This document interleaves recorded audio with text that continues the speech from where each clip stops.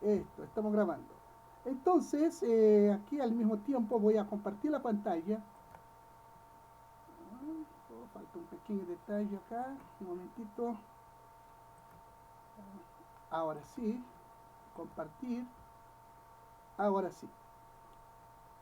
Eh, una pregunta, Pastor. ¿Usted está viendo lo que está en pantalla? ¿Aló? Sí, sí, ¿Está viendo? perdón. Sí, sí, Ah, excelente. excelente, ya.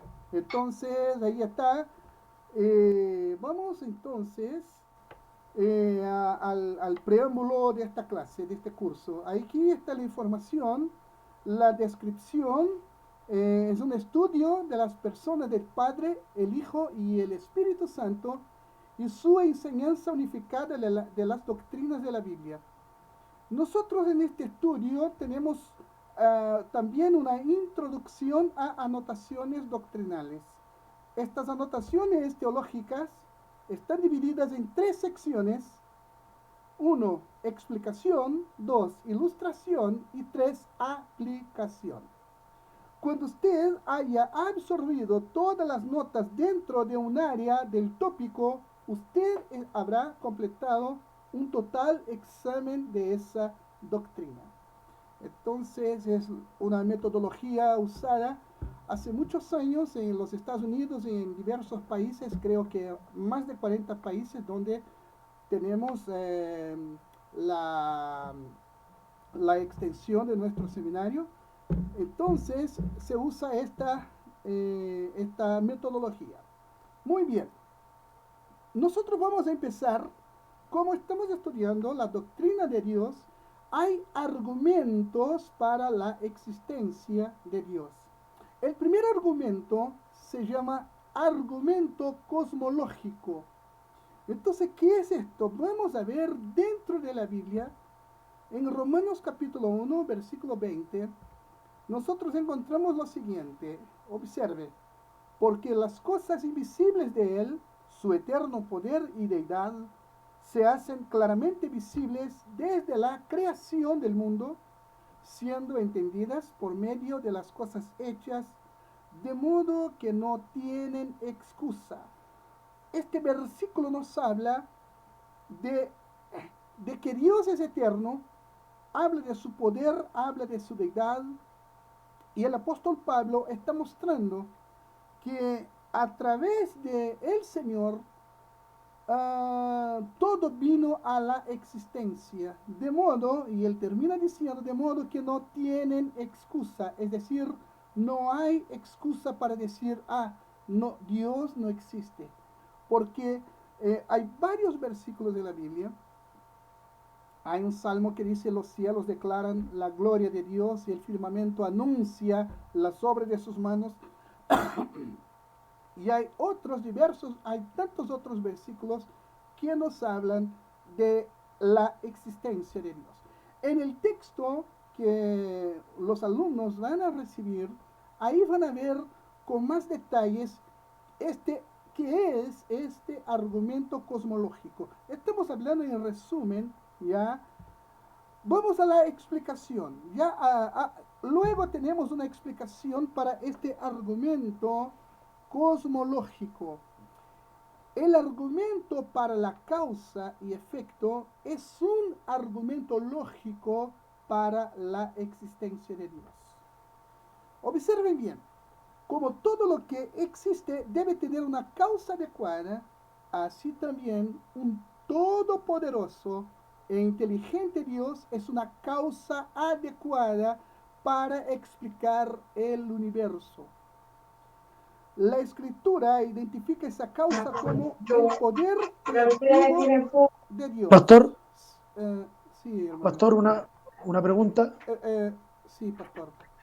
Es que usted no ha movido la imagen, ¿o sí? Sí, he movido la imagen. Que aquí no se ve nada. Un momento, entonces yo voy a dejar de compartir un momentito. Voy a dejar de compartir, voy a cambiar acá la, la presentación. Aquí rápidamente voy a hacer un cambio acá. Un momentito. Un momentito. A ver.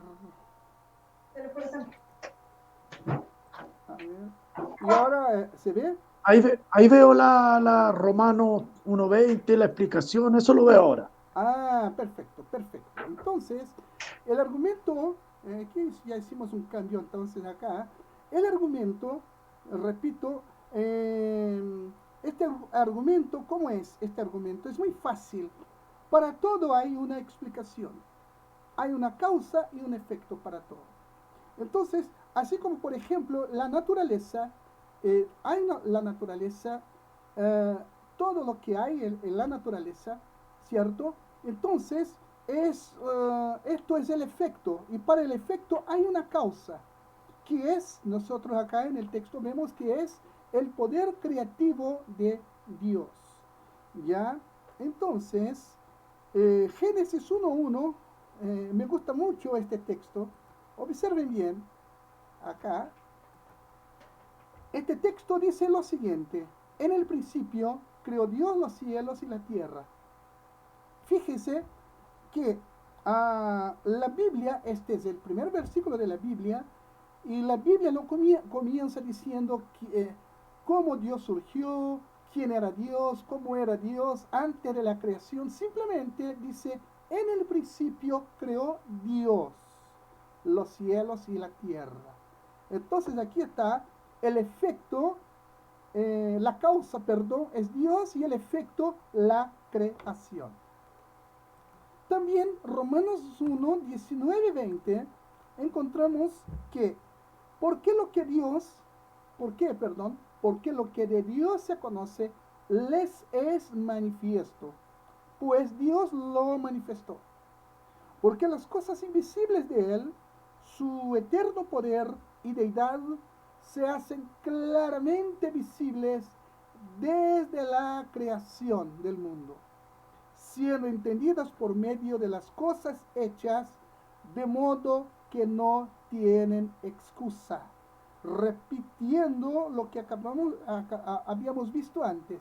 Entonces, Dios manifestó la creación, y es muy interesante que dicen otros textos que de lo invisible Dios trajo a la existencia. Lo que no se veía pasó a ser visto. Solamente Dios, un Dios todopoderoso, puede hacer esto.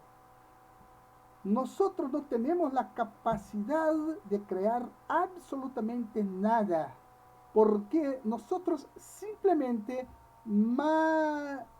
nosotros hacemos cosas, construimos cosas de cosas que ya son hechas. Entonces, si vamos a hacer un mueble, tenemos la madera. La madera ya existía.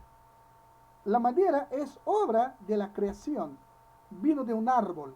¿Y de dónde vino el árbol? El árbol vino a lo mejor un día de una semilla que se plantó, y germinó, aparecieron hojas, ah, ah, y creció, y un día se cortó y aquí tenemos la madera. Pero ¿quién creó la semilla, por ejemplo? ¿Se da cuenta? Entonces, y la naturaleza, en la naturaleza todo es repetitivo. Es decir, todo viene de algo. Por ejemplo, la gallina. Tenemos una gallina. Antes de la gallina viene el huevo, ¿cierto?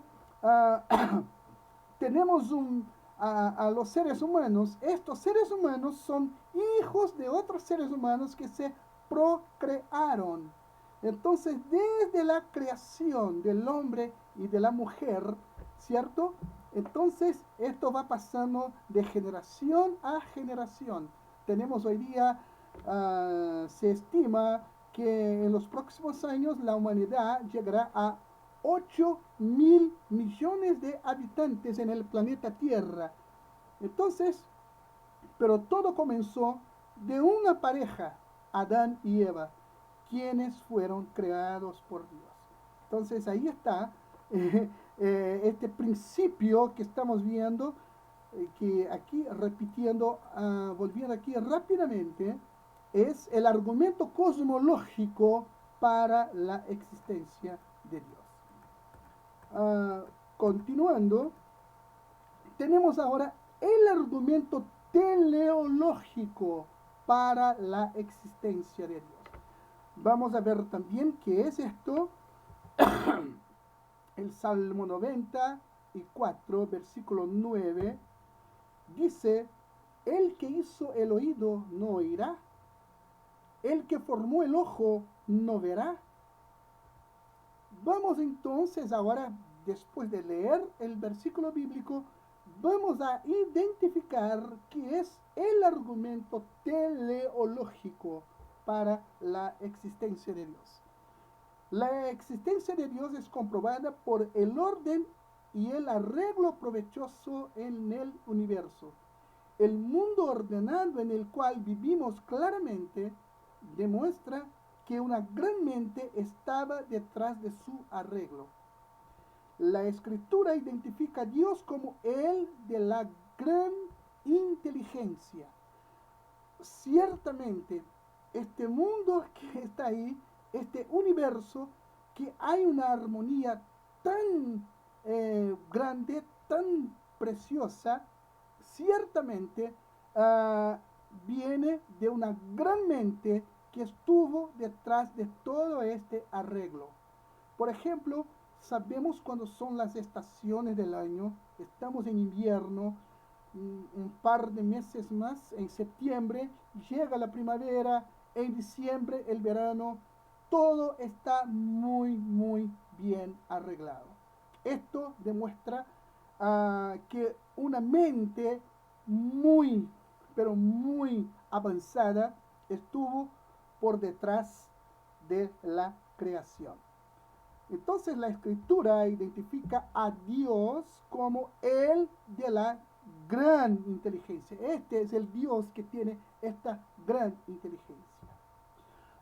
Observación. La teleología es la rama.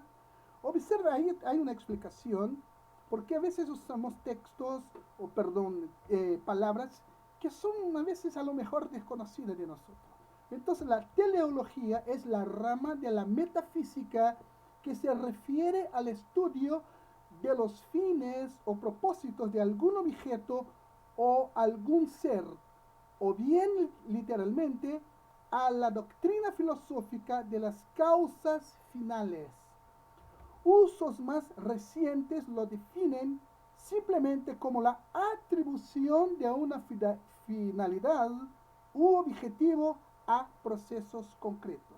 Ahí está la explicación de la teleología. Entonces, este argumento llamado teleológico para la existencia de Dios nos muestra en la misma naturaleza cómo hubo orden, cómo hay armonía, que no es una cosa normal. Honestamente hablando, no es una cosa normal. Y según la Biblia, solamente una persona insensata va a decir: no hay Dios. Porque si miramos a la naturaleza, si nosotros miramos cada cosa que existe, son miles y miles de cosas creadas por Dios que componen la naturaleza, y vamos a ver un arreglo, una armonía y un orden impresionantes que solamente un Dios todopoderoso fue capaz de hacer. El argumento ahora, el tercer argumento es el argumento ontológico para la existencia de Dios. Vamos a Hebreos capítulo 3, versículo 4, que dice: por toda casa es hecha por alguno, porque toda casa es hecha por alguno, pero el que hizo todas las cosas es Dios. Vamos a la explicación. Esta palabra ontológica viene de la raíz ser y es un argumento deductivo que solo indica la probable existencia de Dios. Perdón. Tenemos aquí en Romanos capítulo 1, versículo 20, que ya hemos leído. Ahí está de nuevo mostrando que Dios creó todo con su poder y deidad, las cosas invisibles parten de Él, porque hay una cosa muy interesante, Dios es invisible, Dios es inmaterial, Dios es invisible, Dios no se ve, pero existe. Mejor dicho, yo no digo Dios, yo digo Dios no existe, Dios es. Entonces, ahí según el versículo bíblico, a través de esto, las cosas se hacen claramente visibles desde la creación del mundo, siendo entendidas por medio de las cosas hechas. Entonces, cada cosa hecha me hace entender que fue Dios quien creó. Entonces, yo jamás tendré excusa si un día le niego y comienzo con filosofías y con cosas, no, porque Dios no existe, todo eso vino por casualidad. No, no hay excusa. El Salmo 94, 9, ahí de nuevo, ¿cierto? El que hizo el oído no oirá, y el que formó el ojo no verá. Este argumento razona que la idea de un perfecto e infinito ser no puede ser derivado de un finito e imperfecto ser humano.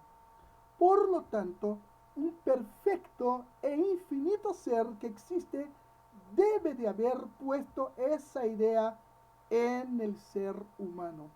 Me gusta mucho un versículo que está en Eclesiastés, donde dice que Dios, además de haber creado el hombre, puso en su corazón la eternidad. Es decir, todo el ser humano tiene esa idea de que hay algo eterno. Es por eso que hay diversas religiones que se involucran con lo místico, con lo que no es visible, incluso religiones que cultúan a muertos, porque todo lo que es misterio, todo lo que es, todo lo que tenga que ver con las cosas invisibles, espirituales, místicas, llaman la atención del ser humano, porque la verdad Dios puso esto en el ser humano. Entonces, es otro argumento que yo diría es muy fuerte, la idea de un perfecto e infinito ser, que es Dios. No es una idea de hombre. Entonces la idea de Dios, vino de hombres,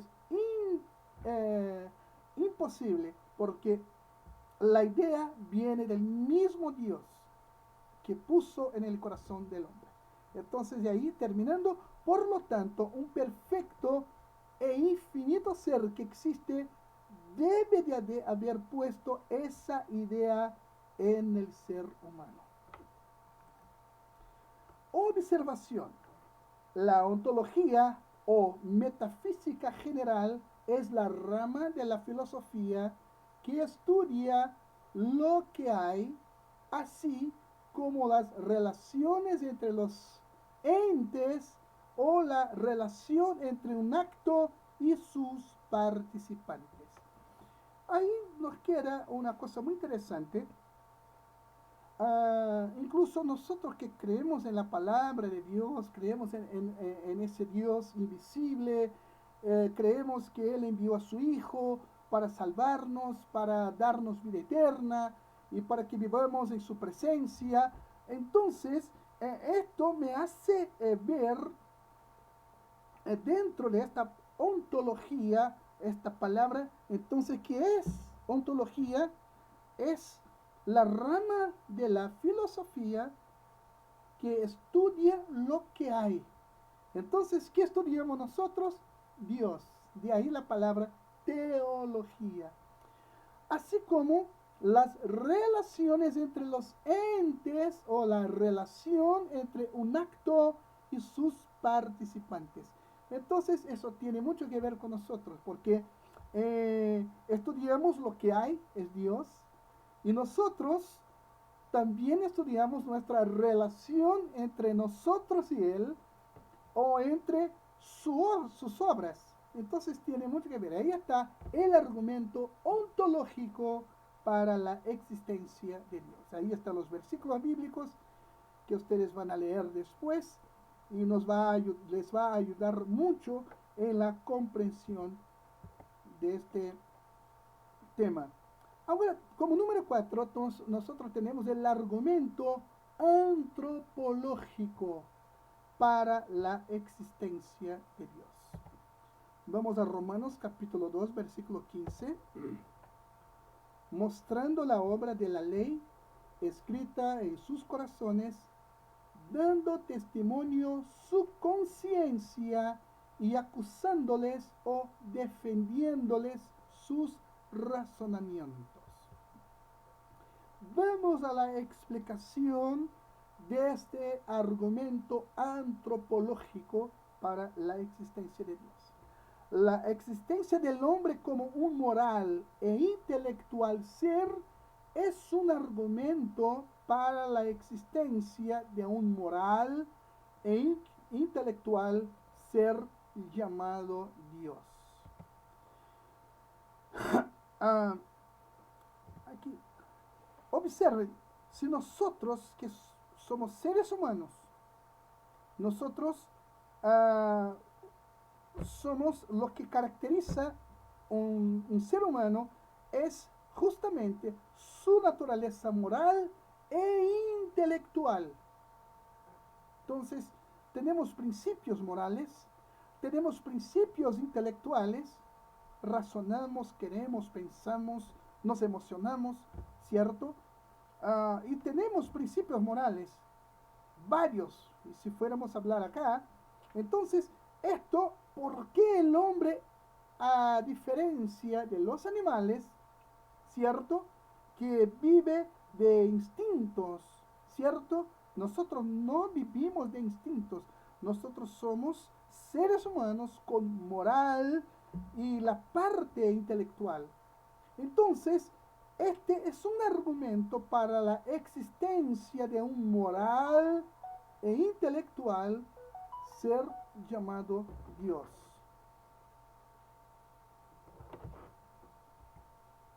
Esto es verdad porque el hombre fue creado en la imagen, a la imagen y semejanza de Dios. Ahí está en Génesis 1:26. Y aún después de la caída, el hombre tiene la ley escrita en su corazón. Ahí están los versículos bíblicos. Génesis capítulo 1, versículo 26. Observen, entonces dijo Dios, hagamos al hombre a nuestra imagen, conforme a nuestra semejanza. Y señoree en los peces del mar, en las aves de los cielos, en las bestias, en toda la tierra y en todo animal que se arrastra sobre la tierra. Ahí está. El hombre ha sido hecho a imagen y semejanza de Dios. Romanos capítulo 2, versículo 15, de nuevo, mostrando la obra de la ley escrita en sus corazones, dando testimonio su conciencia y acusándoles o defendiéndoles sus razonamientos.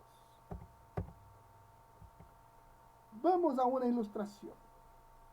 Cuando la gente sigue a Dios, ellos siempre siguen el Dios que ellos ven en las vidas de otros. Pablo enseñó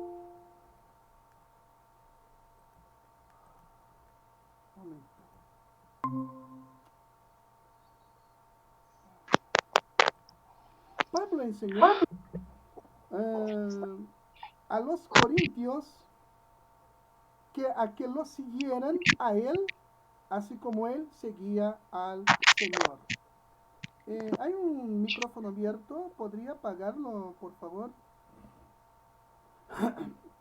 Entonces, volviendo acá a la ilustración de los argumentos que acabamos de ver, entonces cuando la gente sigue a Dios, ellos siempre siguen el Dios que ellos ven en las vidas de otros.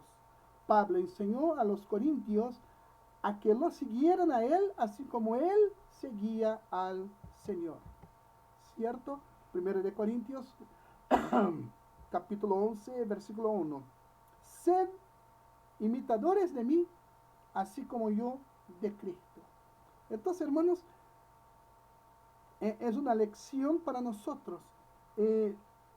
A ver, la prueba de que Dios existe, ¿cierto? Vimos diversos argumentos, pero hay como ilustración esto, porque Jesús dijo, observen, quien ve a mí, ve al Padre que está en el cielo.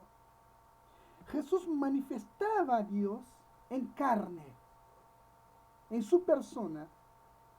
Y años después, el apóstol Pablo, un hombre que vivía con Dios y vivía para Dios, un hombre que seguía a Dios, ¿cierto?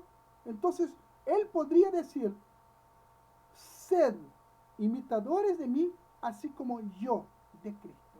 Entonces, de verdad, hermanos, la gente va a creer, muchas veces la gente va a creer, no por milagros, no por señales, no por maravillas o prodigios, sino por el hecho de que nosotros manifestemos a Dios en nuestras vidas. No con palabras, sino con actos. ¿Ya? Según lo que Pablo acá nos enseña. Y aplicando esto, observen que hay tres cosas, ¿cierto? Hay la explicación, la ilustración y la aplicación. ¿Y cómo se aplica esto que nosotros acabamos de ver? Así hoy los cristianos deben de ser cuidadosos en reflejar el carácter de Dios en sus vidas y no deben de ser piedras de tropiezo para el Evangelio. Hermanos, hay tantos argumentos en cuanto a la existencia de Dios. Y vuelvo a decirles, Dios no existe, Dios es. La Biblia dice que de eternidad a eternidad, dice el Salmo, tú eres Dios. Entonces,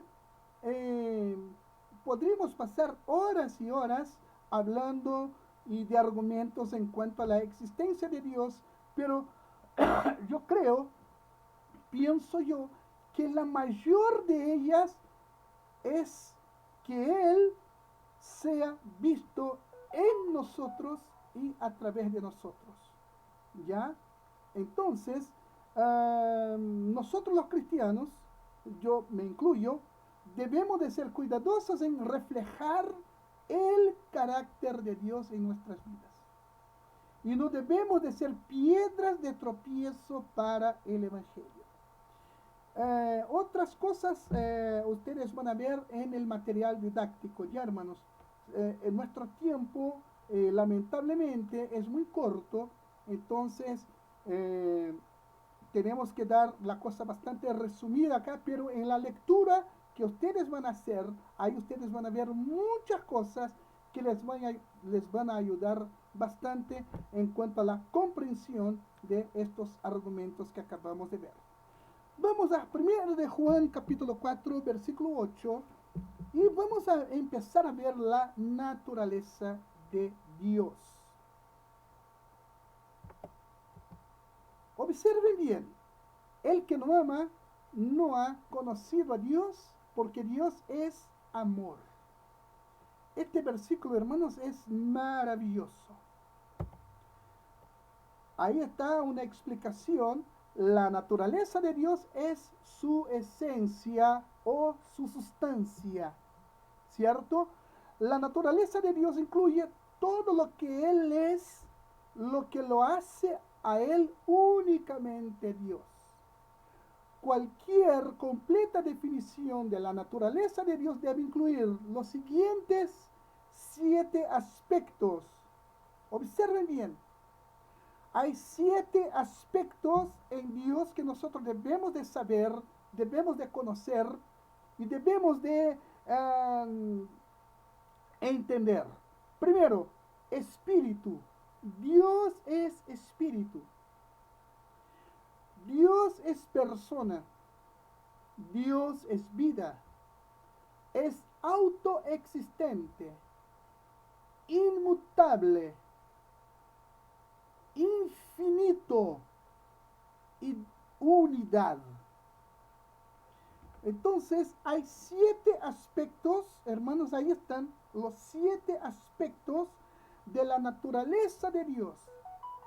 Dios en esencia, un momentito acá, aquí, un pequeño ruido molesto, ahora sí. Entonces, vamos primero a Juan capítulo 4, versículo 24.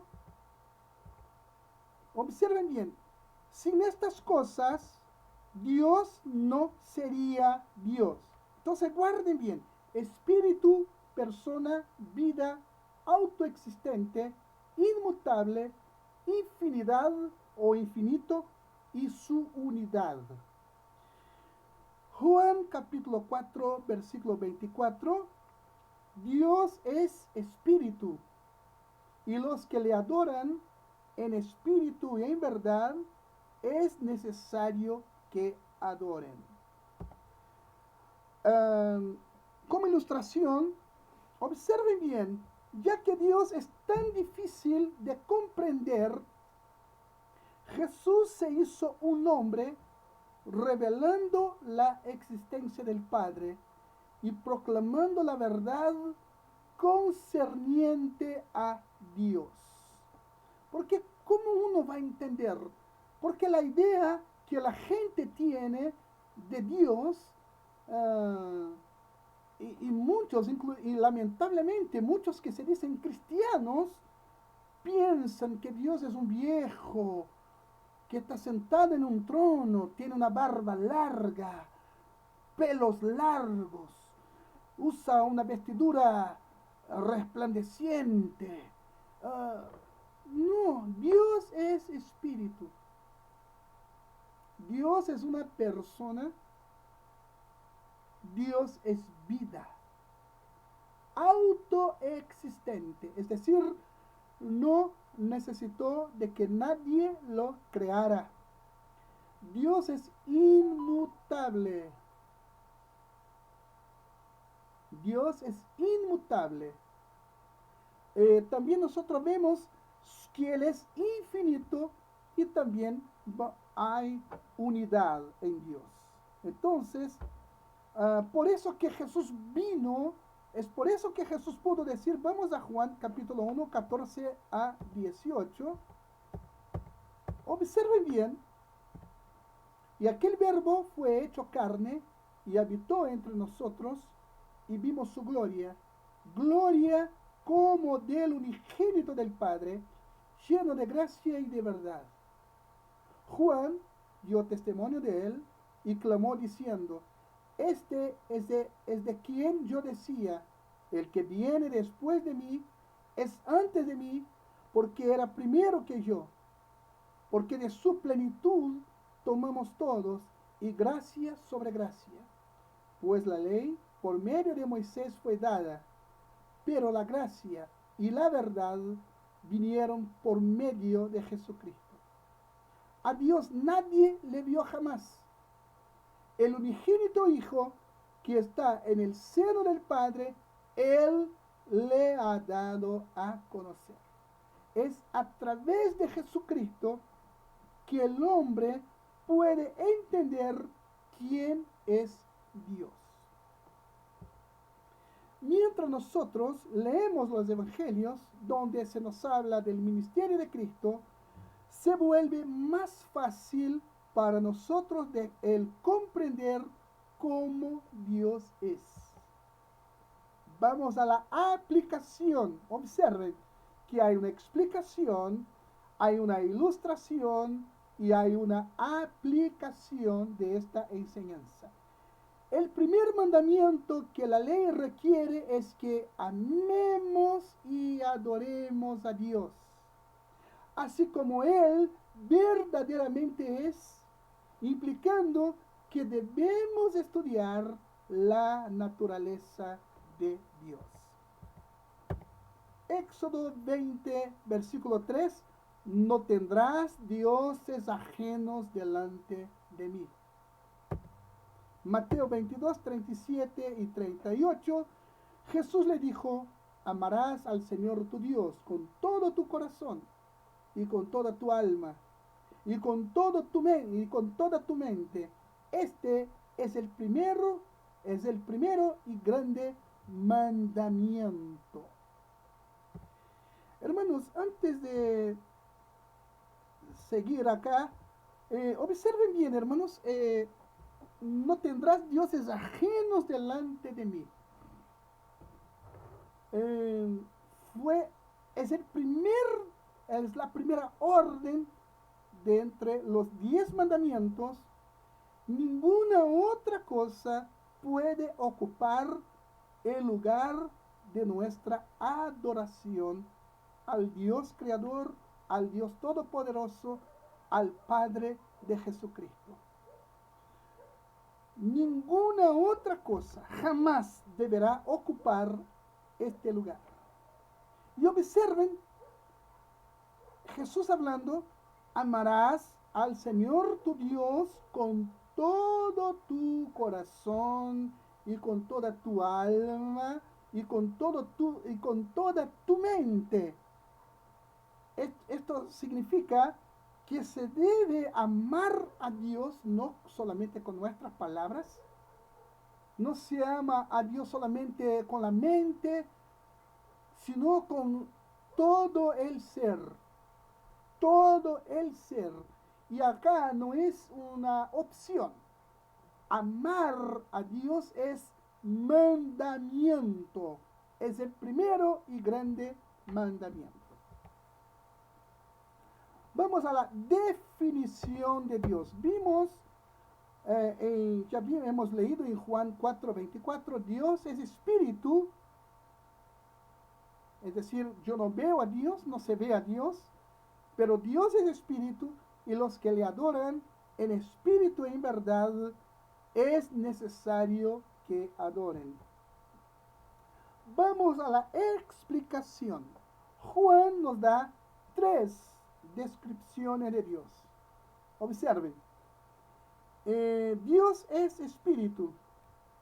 La primera cosa, Dios es espíritu. Acabamos de leer en Juan 4:24. También Dios es amor y Dios es luz. Observen. Son cosas que están en Dios. Entonces ahí está el primer versículo que se repite. En 1 de Juan, capítulo 4, versículo 8, dice, el que no ama no ha conocido a Dios porque Dios es amor. En 1 de Juan 1:5, este es el mensaje que hemos oído de él y os anunciamos. Dios es luz y no hay ninguna tinieblas en él. Observen, Dios es un ser espiritual que es invisible y sin cuerpo. Él es una persona divina que se revela en sí mismo en perfecto intelecto, en emoción y voluntad. Él es la fuente y la personificación de toda vida espiritual y material. Él es autoexistente. Él es eterno en relación al tiempo. Él es sin límite en relación a la inmensidad del espacio. Él es inmutable en su naturaleza. Él es la unidad de toda la existencia. Él es consistente en su ser. Esto es, Él corresponde en hecho actual a su naturaleza y atributos mientras ellos se nos revelan a nosotros. es una pequeña definición de Dios. Ahí está. Vimos que Él es amor, perdón, Él es espíritu, Él es amor y Él es luz. No dice que Él tiene, Él es. Él es. No tiene. Dios es amor, Dios es espíritu y Él es luz. Vamos acá a esta, es la última parte de la clase de hoy día. Tenemos aquí los antropomorfismos. ¿Qué es esto? Vamos a Génesis capítulo 4, versículo 14, pero antes la definición. Atribución, antropomorfismos significa atribución de forma o cualidades humanas a lo que no es humano, en especial a divinidades, animales o cosas. Génesis capítulo 4, versículo 14. He aquí me echas hoy de la tierra, y de tu presencia me esconderé, y seré errante y extranjero en la tierra. Y sucederá que cualquiera que me hallare me matará. Wow, son palabras muy conocidas del primer asesino, Caín. Vamos a la explicación. Ocasionalmente, las escrituras usan expresiones que parecen que se atribulan a formas humanas y físicas de Dios, tales como los dedos, manos, brazos y rostro. Los teólogos se refieren a estas cosas como antropomorfismos, es decir, atribuyendo a Dios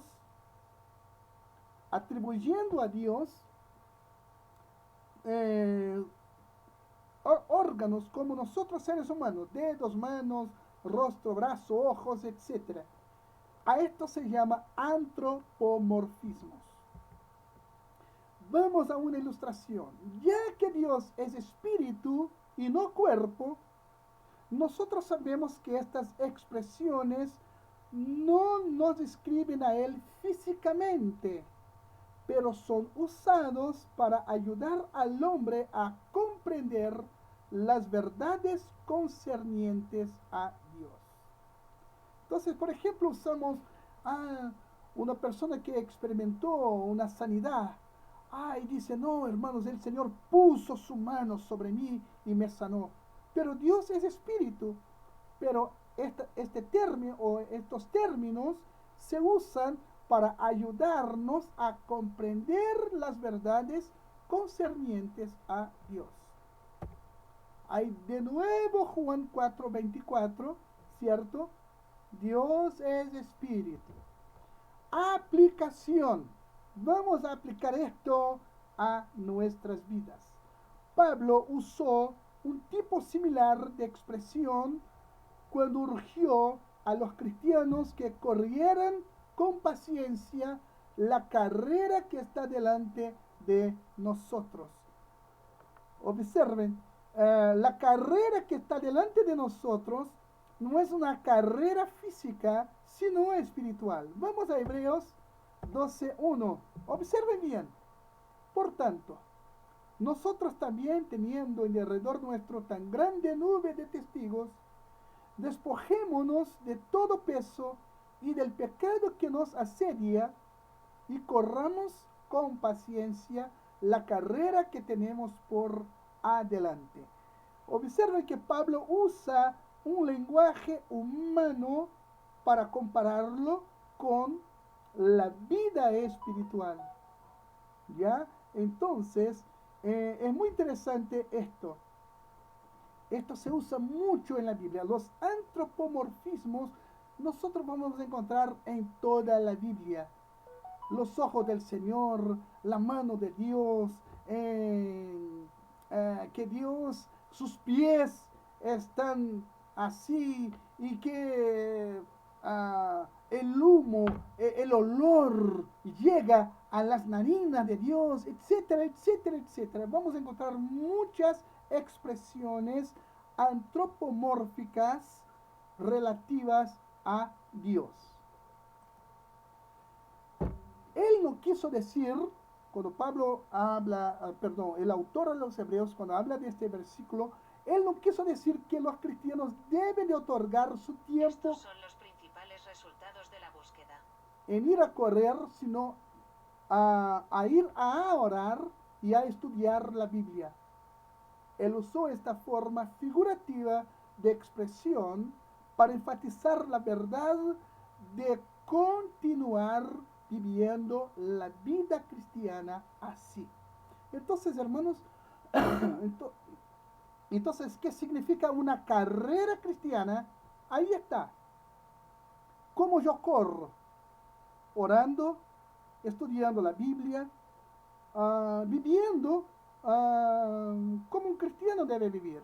Entonces, el autor acá usa esta forma figurativa de expresión para enfatizar la verdad de continuar viviendo la vida cristiana. Bien, yo voy a dejar de compartir a partir de este momento y vuelvo acá. Ahí vamos a estar ahora cara a cara, ¿cierto? Ustedes son bienvenidos a este curso, ¿ya? Entonces, se dan cuenta, hermanos, cómo es Dios, cómo es la esencia de Dios, cuál es la esencia de Dios. Yo me acuerdo, cuando fui ordenado al ministerio, para que uno sea ordenado al ministerio, la persona pasa por un periodo de preparación y hay un examen llamado examen teológico para su ordenación. Y a mí me preguntó un pastor que era miembro del concilio de ordenación, me hizo la pregunta. Era la pregunta del millón. Marcos, dime, por favor, ¿quién es Dios? Y yo me acuerdo que lo único que me vino en aquel momento de nerviosismo, varios pastores que me estaban haciendo preguntas allí, y entonces mi respuesta fue, Dios es amor. Porque Dios en su esencia, Él es amor. Hay otras cosas también que acabamos de ver, ¿cierto? Pero Dios en esencia, Él es amor. Dios es espíritu. Fíjense, Dios es espíritu. Y Dios es luz. Y es muy interesante. Yo de verdad, hermanos, yo estoy así, como que haciendo una revisión en mi vida teológica, no en mi vida con Dios, pero en la teología, en lo que creo, en lo que yo practico. Si yo de verdad estoy sirviendo a un Dios invisible, o si estoy sirviendo a un Dios que me necesita, un Dios que yo tengo que darle una manito, un Dios que necesita arreglos. No, hermanos, Dios es espíritu, Él es amor, Él es vida también, ¿cierto? Vimos que Él es vida, Él es luz. Entonces, por ejemplo, en la práctica, cuando se predica el Evangelio, cuando se predica la palabra, cuando se enseña la palabra, ustedes estudiaron, por ejemplo, sobre la conversión. ¿Qué es la conversión? ¿Cierto? Entonces, ¿quién hace la obra? ¿Es el hombre o Dios? Por ejemplo, yo veía un debate de cristianos sobre cómo atraer jóvenes a las iglesias. Eso fue en Brasil, era un debate, yo estaba ahí viendo nomás. Y qué interesante. Y uno dice, no, sabe, yo hago en mi iglesia eventos. Y esto atrae a muchos jóvenes.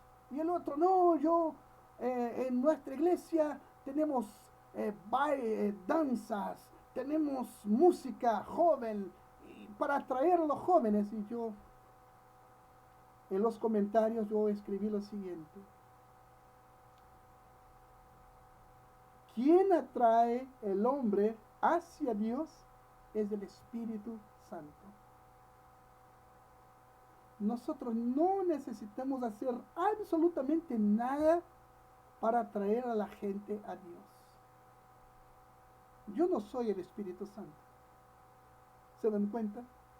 Dios es autosuficiente. ¿Quién necesita a quién? Dios me necesita. Bien, Él sabe que yo existo porque Él me creó. Él sabe quién yo soy. Pero Dios no me necesita.